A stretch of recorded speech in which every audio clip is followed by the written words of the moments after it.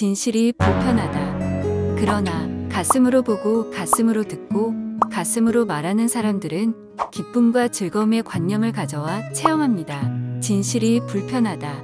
파트 4. 우주, 창조계에 대한 이야기. 네 번째 시간에는 창조자 그룹의 이야기로 시작합니다. 저의 경우 제일 궁금했던 부분이 바로 창조자 그룹에 대해서입니다. 과거 종교 생활을 하면서 알게 된 사실은 창조계의 모든 것을 하느님이 다 이루셨다. 그리고 우리들의 삶의 모든 일에 개입하시고 선과 악을 심판하신다고 배웠고 저 또한 그렇게 믿고 체험했습니다. 좋은 일에는 하느님의 기도 응답으로 이루어진 것이고 나쁜 일에는 대부분 악마나 사탄의 공격이다. 분명 자신의 의지로 선택한 결과에 좋고 나쁨에 따라 교훈을 얻어 성장하기보다는 하느님에게 책임을 전가하는 행위는 너무나 자연스럽습니다. 체험에 대한 교훈을 얻는 것이 아니라 하느님이 내 처지를 다 아시는 데모어라고 스스로에게 최면을 걸어 보기도 합니다. 자신이 선택한 결과에 대한 역할과 책임을 하느님에게 전가시키고 자신은 스스로 평안과 위로를 받습니다. 이렇게 되면 근원께서 우리 영혼들에게 창조의 능력인 자유의지를 주셨는데 종교인들에게 자유의지라는 것은 아무 의미가 없는 사실상 유명무실한 것이 될 수밖에 없는 것이죠. 기독교 구약 성경 예레미야 7장 10절에 기록된 내용을 보겠습니다. 내 이름으로 일컬음을 받는 이 집에 들어와서 내 앞에 서서 말하기를 우리가 구원을 얻었나이다 하느냐. 이는 이 모든 가증한 일을 행하려 함이로다.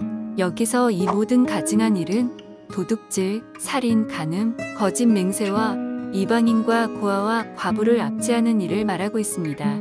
또 구약 성경 아모스 8장 5절에는 이런 말씀이 기록되어 있습니다. 너희가 이르기를 월삭이 언제 지나서 우리가 곡식을 팔며 안식일이 언제 지나서 우리가 밀을 내게 하고 에바를 작게 하고 세계를 크게 하여 거짓 저울로 속이며.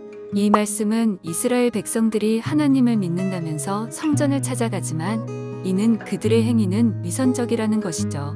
그들은 대충 헌금 몇 푼 낸 것으로 지난 한 주 동안 지은 모든 불법적인 행위들을 경기에 물리듯 씻어내어 버립니다. 그리고 나서 나는 구원받았다 라고 하면서 스스로 평안을 만끽하며 새롭게 시작하는 한 주 동안 반복되는 불법 행위로 재물을 채우는 상상을 하면서 기분 좋게 집으로 돌아갑니다. 그들은 자신들의 행위의 결과에 대한 그 어떠한 책임도 교훈도 얻지 못하고 반복되는 체험을 하고 있는 것입니다. 이러한 일들은 비단 그 시대의 현상만은 아니고 지금도 종교를 믿는 대다수 사람들의 삶이 아닐까라는 생각을 하게 됩니다. 창조자 그룹의 메시지는 이 모든 체험의 과정은 좋고 나쁨으로 볼 것이 아니라 우리들이 이러한 체험을 통하여 교훈을 얻고 성장을 하기 위한 것이라는 것입니다. 그동안 우리들이 이러한 모든 과정을 지나면서 수집된 체험의 데이터들이 창조계를 더욱 진화 발전시키기 위한 귀중한 재료가 된다는 사실에는 참으로 아이러니하기도 합니다. 그러므로 이제는 우리가 우주 창조계의 원리를 알고 신성을 회복할 때라고 생각합니다. 창조자 그룹의 메시지입니다.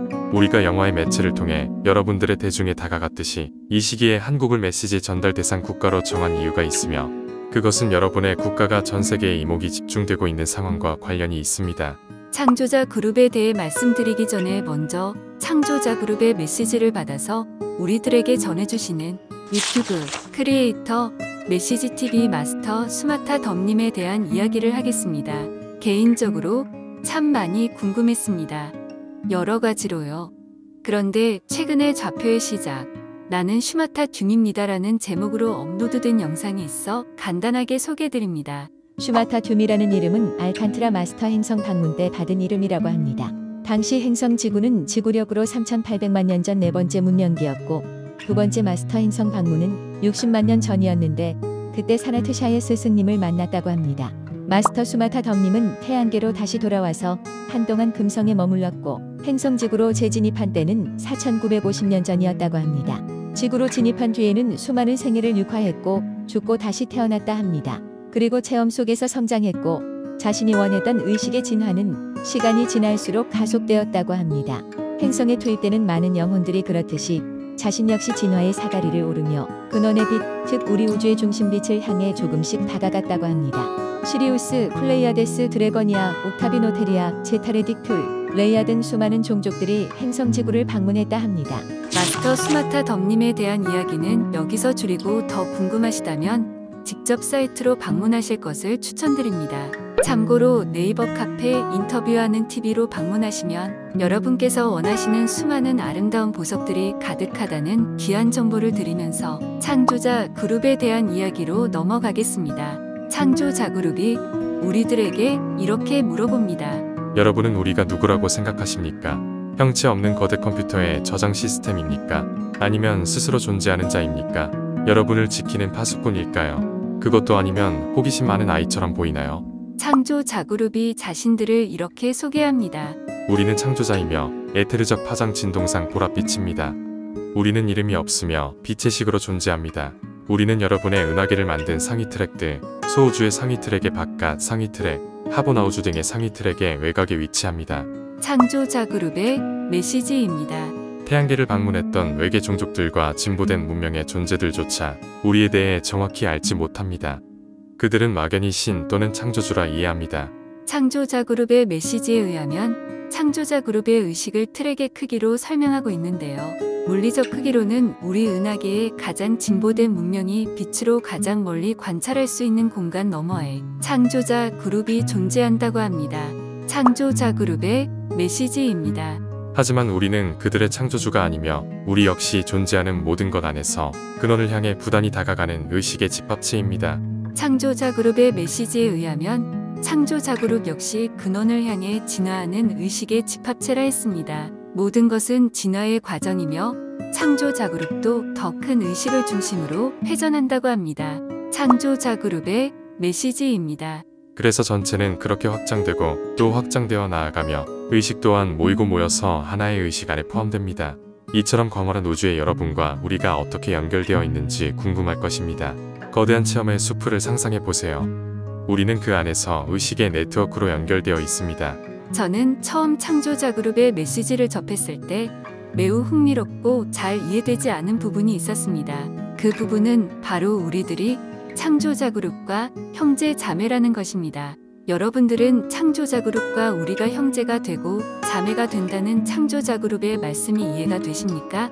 여기에는 놀라운 비밀이 있었다는 사실을 시간이 한참 지난 다음에야 창조자 그룹의 메시지를 통하여 알게 되었죠. 이 이야기도 다음 기회에 나누기로 하고 창조자 그룹에 대한 이야기로 계속하겠습니다. 창조자 그룹은 첫 번째로 근원으로부터 분리된 상위 트랙, 즉 체험의 집합체라 말씀드렸습니다. 창조자 그룹의 메시지입니다. 우리는 전체 창조계의 창조자 그룹들을 돕고 있습니다. 우리는 각 차원의 창조자 그룹들이 갑작스럽게 변화될 때 도움을 줍니다.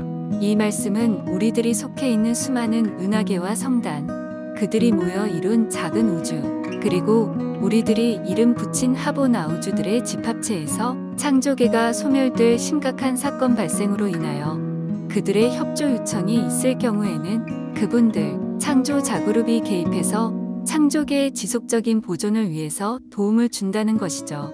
창조자 그룹의 메시지입니다. 65억 년 전으로 돌아가 봅니다. 우주 중심부의 중앙태양을 차지하기 위해 수많은 종족들이 전쟁에 가담했습니다. 당시의 여러분과 우리가 아무런 행동도 하지 않았다면 지금의 태양계와 지구는 존재하지 않았을 것입니다. 우주연맹은 침략자들에 대항하여 오랜 세월 전쟁 중이었습니다. 하지만 점점 기울어가는 대세는 바로잡기의 역부족이었고 침략자들을 막아내고 전쟁을 끝낼 방법을 다각적으로 고민해야 했습니다. 그리고 마침내 그 해결 방법을 찾아낸 것입니다. 우주연맹이 자신들의 상위 트랙들에게 도움을 요청한 것은 마지막에 쓸 수 있는 카드였습니다. 그들은 오로지 자신들의 시스템을 보호하고 파괴적 전쟁으로부터 생태계를 유지하기 위해서였습니다. 우리는 우주연맹과 그들의 상위 트랙들을 충분히 이해했고 그들의 요청에 응답했습니다. 여기서 우리가 우리를 창조자 그룹이라 소개했음을 주목해 주십시오. 우리는 파괴자 그룹이라고 소개하지 않습니다. 왜일까요? 그것은 우리가 창조에 관여하고 있기 때문입니다. 이 말이 이상하게 들릴 수 있습니다. 창조계 안에는 파괴적 힘이 존재합니다. 그것은 탄생과 소멸, 창조와 파괴의 양극성 균형과 관련되어 있습니다. 저는 저에게 가슴으로 물어봅니다. 나는 지금 어떤 의지를 가지고 선택을 하고 그 선택된 관념으로 체험을 하며 그로 인한 결과로 인하여 어떤 현실이 만들어지고 있습니까? 창조자 그룹의 메시지입니다. 균형이 기울어진 문명은 소멸되기 쉽습니다. 균형을 잡으십시오. 균형 가운데 사랑, 균형 가운데 두려움을 체험하십시오. 그렇게 매 순간 사는 사람에게 사랑과 두려움의 강도와 깊이는 다르지 않다고 합니다. 참으로 중요한 것은 우리가 체험을 하는 데 있어 균형의 의지를 발휘해야 한다는 것이죠. 그렇게 하면 언제든지 자유의지 쪽에서나 고의지 쪽에서 체험을 하더라도 균형으로 돌아올 수 있다는 것을 말씀하고 있습니다. 창조자 그룹의 메시지에 의하면 사랑의 끝에는 두려움이 있고 두려움의 끝에는 사랑이 있다고 했습니다. 창조자 그룹의 메시지입니다. 이 문장의 의미는 어느 한쪽으로 끝까지 진입하게 되면 그 끝에서 사랑과 두려움이 하나임을 깨닫게 된다는 의미입니다. 이는 양극성 시스템에서 하나됨의 체험을 말하며 무엇이 더 좋다 나쁘다 구분하지 않는 균형된 근원의 마음에 가까이 다가가는 것입니다. 근원께서 빛과 어둠의 관념을 가져와 창조한 이 우주가 양극성의 창조계라는 것을 다시 한번 가슴에 새기면서 양극성 안에서 하나됨의 균형을 완성해 나가려는 의지를 다져봅니다. 창조자 그룹의 귀한 말씀을 전해주시는 사랑하는 수마타 덤스승님께 감사드립니다.